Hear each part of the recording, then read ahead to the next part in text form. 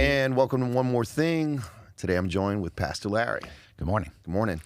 So we ended the Son of Man series on Palm Sunday, which I think was very, very fitting. And so I have some some tough questions for you today, if you don't mind. Because I think clarity removes confusion for people. And I think it was fitting that we ended it on Palm Sunday because next weekend, obviously, or this coming Sunday, is Easter, which is, the resurrection celebration of Jesus. But this whole series has been an absolutely phenomenal, masterful sort of insight into the humanity of Jesus. What do you think is I don't want to say the word danger. Maybe danger is just a bit too strong. But what are the things when people focus too much on the divinity of Christ and forget the humanity of him? Like, what are the things that lie in wait there for people who have too much of that divine focus on Jesus? I understand why we did this series, but what happens when it's just about Jesus's divinity? Yeah, there's an old expression, they're so heavenly minded, they're no earthly good. Yeah. And sometimes people, I think, it's all about Jesus being divine. He is God. He was God. But it's almost to the point that he was not born. And he was born of a virgin. And, if you go back and study that, it has all kinds of ramifications. And I don't really want to talk too much about that because it freaks people out. But you can go to Egypt, and I've been to Egypt, and I've been in many of the temples there. And it is ironic that Osiris and he had a daughter who wanted to have a baby, and her godfather, without sex, impregnated her. That's right. And she had a son, and it shows her nursing this baby with a halo over his head, kind of the same iconic type figures. And these were drawn into these temples by the Christians who had left Jerusalem after AD 70. So they migrated south to get away from the persecution. And these old vacant temples became places to where they actually could stay. And all these images were on the wall. So some of them had been scratched out the face, and some of them had not been. So it's interesting to see the concept of Jesus born of a virgin is not the first time that come around. It's something that had been used before in the culture, but also it negates the point that the fact that Jesus did not have any human DNA. Yeah. He was only God. But the humanity says Jesus was born. He had a mom. Yeah. Okay. He grew up, stubbed his toe. That's right. Maybe broke his arm playing, sports or whatever. Right. And maybe, he became a carpenter. His dad died. Joseph died even at a younger age. And he learned a trade. Mm-hmm. And then later he began, he annoyed his mother, according to the story in Luke. That's right. Where, they left him at the temple. But all this about Jesus, he grew up, he lived a normal life, he had friends. He got angry when he saw the abuses happening, turned over the tables in the temple. I think his heart broke when he saw people weeping over, his friend Lazarus who had died. And all these things, you can see the humanity of Jesus. And later on, they beat him and he bled. Yep. And ultimately they killed him. Yeah. So, and that I think is the humanity of Jesus. When it's all divinity, then Jesus already knew everything. He had the power at his disposal to call down 10,000 angels. He could have done anything. He's not really truly human like I am. Yeah. He has this divinity in him, and it loses, in some measure, the application that I can be transformed. But when I buy into the humanity of Jesus, a human that was so filled with the Logos, the Spirit of God, that he was the guy that said, this is what it means to be a human being. That's why he called himself the Son of Man. Yes. This is the true humanity. It's a human being like me, so filled with the Spirit of God that I begin to love people and I lay down my life for others. Everything is about this great pattern of livelihood that he lived. And that's why I tell people I'm a follower of the teachings of Jesus. I follow him because he's the guy that got it. Yeah. And I admire him for it. But he was he the Son of God? Well, many people are called the Son of God. That's right. Was he divine? I think he had the divine presence within him. Mm-hmm. Was he born with it from the very beginning? I don't know. Right. At what point did he become divine? I don't know. Right. Is that fair to say? I don't know. But do I think he did fully embrace the divine logos? Yes. Yes. And do I think that he showed us how to live, and then later he breathed and said, "You too can be sons of God. You too can be filled with the Spirit of God. You'll do greater things than I've done." That's right. And it's a pattern for us to say, "Wow, his life was totally transformed by the Spirit of God within him." And so can ours. That's right. And so that's why we embrace the whole concept of his humanity. It's funny you say that, because a lot of people will attempt to categorize the saying of Jesus when he says, "You'll do greater things than me." And most of the evangelical minds believe he did the greatest thing, right? Like forgiving the world of their sins. And I'm like, so what greater thing can I do? And it's hyperbole. And I said, but he didn't say that. Like he never categorized his teachings. And one of the things I find most interesting that I'd love your take on as we talk about the humanity of Jesus and finding ourselves in that narrative, when he did extravagant miracles, when he did what's another word I'm looking for? Like the huge miracles that we would consider like substantial.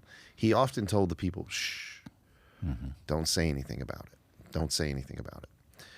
But yet, when you read the story of the prodigal son comes home who just abandoned his family. He's like, we got to tell everybody. We got to kill the calf. It's almost as though the extravagance of the miracle was not the point. Jesus is like, yeah, this is cool and divine and all that. But the biggest is the human part, the changed heart, the transformed life. This is what we need to celebrate. This is the main focus of my teaching. Like, what would you say to that when your point on Sunday was Jesus wrestling between the tension of his Father and the expectations that humanity had upon him? Like, how do you see that in our modern day? I think that's that tension, I think, is what I wanted to point out. The tension between, I want to keep this quiet, yet I want people to know. It's kind of like when somebody says something nice about you, you want to say, oh, yeah, wish other people would hear that, but you can't say it because it shows your lack of humility. Right. But in Mark's gospel, it is the concept of the messianic secret. It's very strong in Mark. Mm-hmm. He didn't want people to know. He said, keep it quiet, keep it quiet, keep it quiet. Don't tell, don't tell. Why did he want to keep it a secret? Because his time was not yet come. It wasn't time to reveal himself. And I don't think he really wanted to use the Messiah label because it had so much baggage with it. I mean, when you start saying, I'm the Messiah, well, then you're a political leader, you're one like David, you're anointed like this, and you got to follow all the pattern for all the preconceived notions that we have of you. And I think that Jesus kind of negated that, and he used Son of Man because he could pour into that label what he wanted. Oh, that's awesome. And I think when we talk about Jesus as the Son of God, we start that baggage. Man, there's a lot of baggage to that label. And Jesus, now I want to use Son of Man to let you know I'm truly what it means to be human, and you can be your true version of yourself. And I mean, it's one of our values, help people, become the best possible version that they can of themselves, take responsibility for their life, and challenge them to be their best self. Yeah. And I think it's better. It seems like even the word today, Christian, comes with that sort of baggage with it. Like there's an expectation that you believe these things, and these things we don't believe. And I'm often reluctant to use that title anymore, that descriptor, for me, because I don't necessarily believe that, or I don't hold that to be true or absolutely true. And like you said earlier, I don't know. There's some things I just don't know. And I think it's okay. I think Jesus models that for us. Like, hey, there's some things I'm pretty sure of. There's some things I'm not so sure of. But just because I don't fit your bias of what a Christian follower of Jesus should be doesn't mean I'm not. Well, and there was a time in my life where I wanted to give up on the label because people define it so negatively. Yep. And I was talking to my mom, who's probably not listening to this, but she's 96 years old. And I said, Mom, what does it mean to be a Christian? Excuse me. Mom, what does it mean to be a Christian? And she basically said, step 1, step 2, step 3, step 4. I said, Mom, you just really cut out all of Eastern Christianity. You cut them all out. You cut out all of Catholicism in your statements. I said, do you have the right to define Christianity? And she thought for a second. She said, I guess I don't. I said, well, that's a good first step because we need to keep our doors open, or many of us will leave the Word. we'll leave that label Christian to someone else. Maybe it's a dying breed, but I think there's new life, and that's why terms progressive Christianity or just some of the things that have come up in later days. They try to find a little shelf so that I'm in this box, not in that box type thing. But it's a challenge. Yeah, and I loved how you closed it, where you said, when we have open hearts and open minds, that's truly when we see God in the world, and not only in the world, but in ourselves. And so I thought it just, for me, it was a very, very important series to just clarify like Suncoast's stance on a lot of our theology. And someone told me in conversation, they said, man, you and Dr. Baucom are like writing theology as we're going. And I think it's not that we want to challenge the theology that's been accepted as orthodox or whatever. I just think we're kind of going, this is what we see, and this is what we see that helps people. The proof is in the pudding. Yeah, and I would use the words reconstruction. Yeah. So a lot of us spend a part of our life deconstructing. This doesn't fit anymore. Yeah. And I can say, well, I don't believe in this. And someone says, do you really don't believe in eternal damnation, hell? I said, I do not. But what I do believe, some of us go through hell. And say, well, then you don't believe in heaven either. I say, oh, no.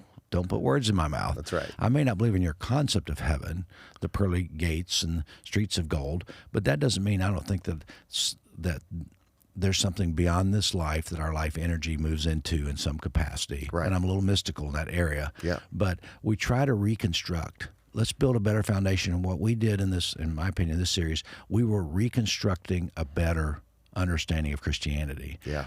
When we do that, this wall that's so easy to tear apart, it'll fall away by itself. But if I tear the wall down, then they're damaged. And I remember in college going through some deconstruction and just thinking, oh my goodness, I don't know what I believe. This professor he's just deconstructing. Yeah.